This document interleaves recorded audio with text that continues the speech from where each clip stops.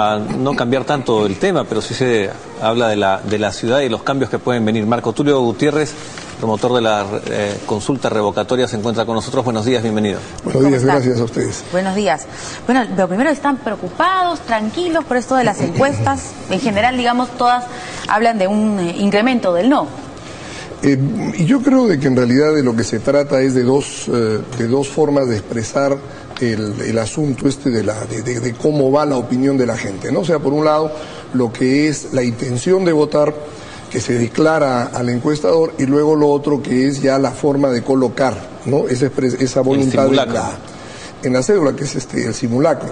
Porque lo que se ve, por ejemplo, en la más reciente encuesta, que 55-39, la diferencia de 16 puntos, 18 en promedio que se ha mantenido en estos últimos ¿A cuál se refiere? A la de Ipsos. ¿Ya? ¿No? O sea, ¿Y es de la encuesta o el simulacro? No, estamos hablando del índice, ¿no? O sea, de la intención de votar, por el sí o por el no. Pero esta distancia se acorta cuando se hace el simulacro. Entonces ahí aparecen 9. De 16 se reduce a 9. ¿Qué cosa nos podría dar como indicativo ello? Bueno, por un lado, de que hay que seguir insistiendo en lo que es la forma de votar, ¿no? O sea, de tal manera de que lo que la gente dice como expresión de por quién quiere votar se manifieste nítidamente en el voto. Esa podría ser una... O sea, ¿usted cree que la gente no está sabiendo votar hasta el momento? No sabe qué es sí y no sabe qué es no. Hay un sector se habla siempre de un 10 o 15% que todavía se mantiene en esa situación. Fíjese, me pasó una cosa curiosa en esta caminata maratón que hubo en Caraballo, la semana pasada, y en la que participé como invitado por el Comité Pro Revocatoria. El momento que estábamos pasando por la vía de Ucamaro, un señor al otro lado de la vía efectuó un acto obsceno, ¿no? O sea, se bajó el pantalón y exhibiendo sus glúteos en movimiento. Entonces, a mí me pareció, bueno, entendí que era una protesta contra nosotros, pero parece ser que alguien le explique, y luego lo encuentro al final de la cuadra diciendo... Con los pantalones ya vestidos. No, felizmente, lo deplorable era eso. O sea, claro. El asunto es que a la hora de la hora, ese señor estaba confundido. Fíjese, una persona que creía que nos estaba manifestando su rechazo y era alguien que quería votar por el sí. Pero ha ido cambiando, o sea, cuanto más nos acercamos a la fecha, la gente está, ¿cree usted, más confundida sobre qué significa sí y qué significa no? Debe haber un sector, definitivamente. Recordemos de que todavía OMPE no arranca la propaganda, la publicidad que normalmente en esta época ya debería estar haciendo para que la gente tenga claro. Ahora, yo entiendo que el asunto es bien serio también para los organismos electorales. Le está pasando, veo acá, al presidente del Tribunal de Honor, ¿no? Que dice que por ser una figura en función pública cuyo contrincante no existe, el presidente del Tribunal Electoral avala que la alcaldesa no participe directamente. Pero si es ella contra su propia historia, o sea, sí tiene un contrincante, su historia, o sea, lo que está en evaluación es eso, por eso se denomina consulta popular, o sea, están consultándonos a los dueños del poder, a aquellos que la elegimos, si es que continuamos considerando la posibilidad de que está haciéndolo bien o lo está haciendo mal. ¿Quién sería ese contrincante? Pues la historia, ¿no? Su historia, la de ella. Pero tendría que ser una Susana Villarán del pasado, ¿cómo tendría que ser? O sea, digamos, lo que pasa es que acá no hay dos candidatos que postulan a un mismo puesto. Claro. No se trata de eso. Como usted bien ha dicho, es una consulta con posibilidades de revocar, ¿no es cierto? Entonces, es difícil imaginarse un debate, digamos, entre dos personas que representaran las dos posiciones, ¿no? Claro. Porque además no son dos personas, son 40 personas las que están siendo sometidas a la consulta. Pero habría que tener en cuenta una cosa, o sea, si este es el criterio de que por tratarse de una figura en función pública el contrincante no existe, no tiene por qué participar en el debate, entonces los 39 regidores que tampoco participen, pues porque son también personas que ejercen función pública y el contrincante tampoco existiría.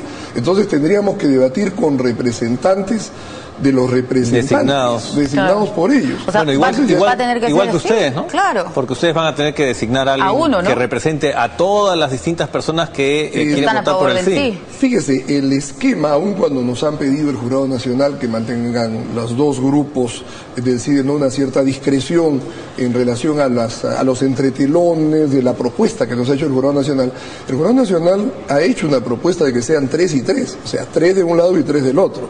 Entonces, ¿nombrados por quién?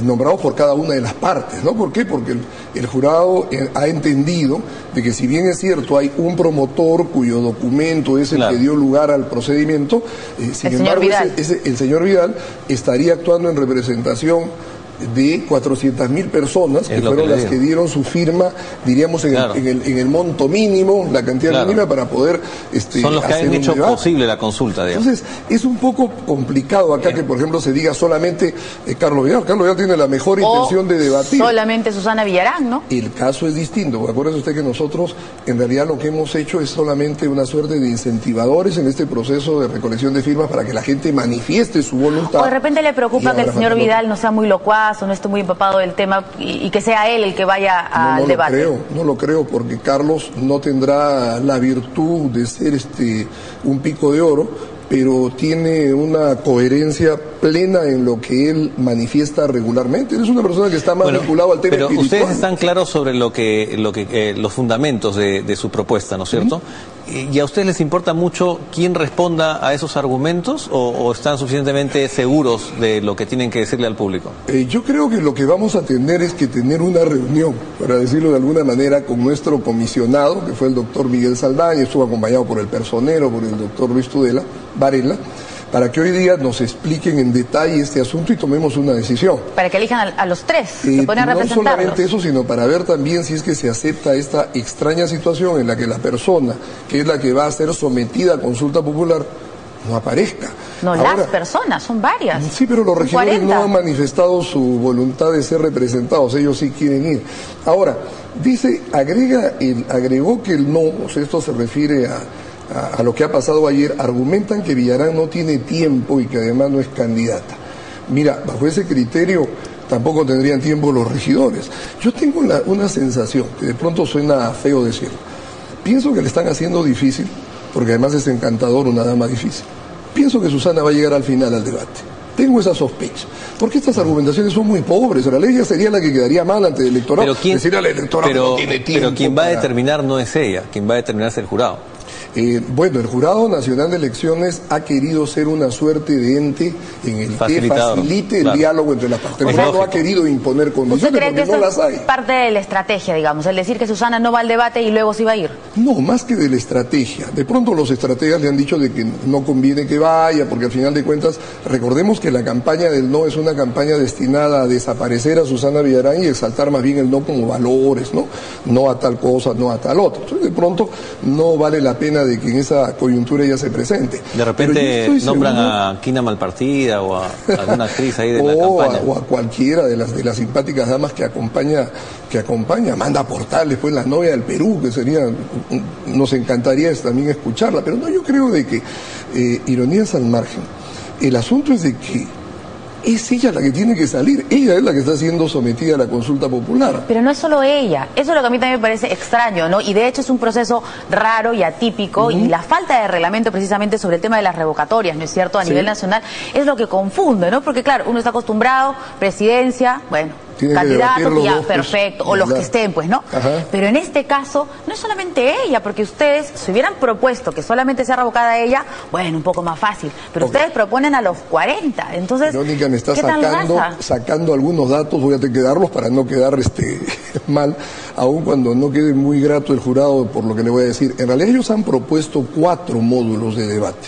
El módulo 1, que es el de la alcaldesa, el módulo 2, que es el del representante, en este caso sí, porque no pueden hablar todos los 21 regidores de Fuerza Social, un representante de los regidores de Fuerza Social. El tercer módulo es el representante de los grupos de minoría, es decir, que entre ellos se pongan de acuerdo, no sé cómo lo irán a hacer, PPC, Siempre Unido, y dentro del PPC aquí hay pues hasta 3 grupos, ¿no? Jaime Salinas, que es autónomo, PPC, Solidaridad Nacional, Siempre Unido, Restauración. Y el cuarto módulo que ellos le han puesto gestión pública, o sea, me imagino que esa es la parte técnica, ¿no? Es decir, aspectos técnicos. Y que ellos propongan 3 representantes y nosotros 3. O sea, eso es hasta ahí a lo que se ha llegado en propuesta del Jurado Nacional de Elecciones.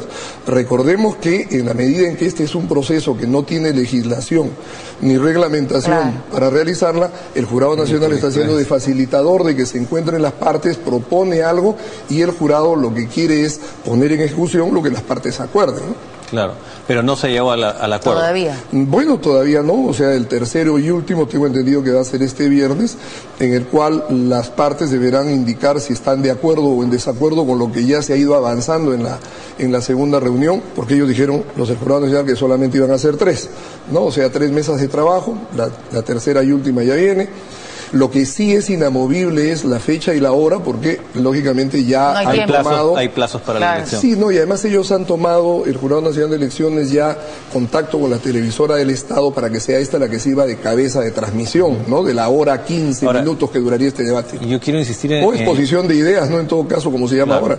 Yo quiero insistir en el tema que señalaba Verónica. ¿Por qué plantearon ustedes la revocación de los 40 y no solamente la revocación de la alcaldesa a quienes ustedes atribuyen la mala gestión? Personalmente, cuando compré mi kit de revocatoria el 2 de enero del año pasado, fue contra la alcaldesa de Lima y los regidores de Fuerza Social por una suerte de corresponsabilidad política, diríamos. Es un grupo de responsabilidad política. Pero habían otros promotores que habían adquirido un kit para Susana y todos sus regidores. ¿Cuál era la explicación que ellos dieron? Y que bueno, había que allanarse. ¿Por qué someter a la consulta popular a que el pueblo, el soberano que los ha elegido a los 40, diga sí o no solamente a unos? Que el soberano decida definitivamente si los 40 se quedan, los 40 se van, o algunos se quedan o algunos se van.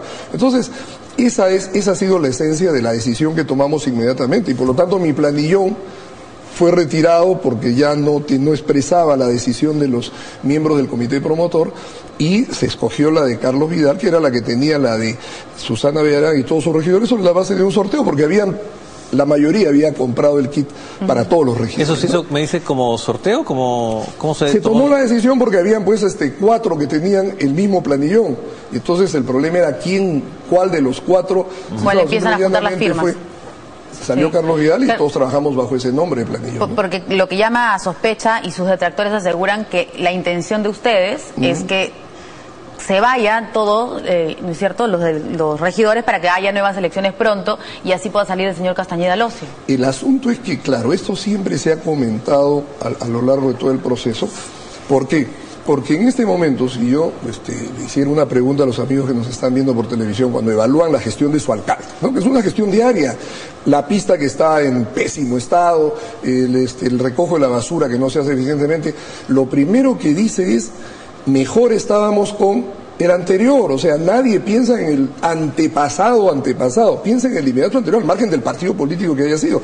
Porque en estos temas vecinales lo que predomina es el carácter vecinal. Por eso es de que los alcaldes salen elegidos en una mezcla de partidos, de grupos independientes, ¿no? Esa es la manera. ¿Y usted cree que el señor Castañeda debió reelegirse por un año, por una gestión más? Yo pienso que sí. Yo pienso de que Castañeda lo que pasó es que se volvió un encadenado a sus propias palabras. Recuerde usted que cuando estaba en campaña con Alberto Andrade, él señaló que una segunda reelección siempre es corrupción. Y entonces, un poco que enfrentado a la posibilidad de la segunda reelección, prefirió ser esclavo de sus palabras a decirle a la gente: oiga, bueno, lo dije. Incluso una vez dijo: no voy a postular a la presidencia.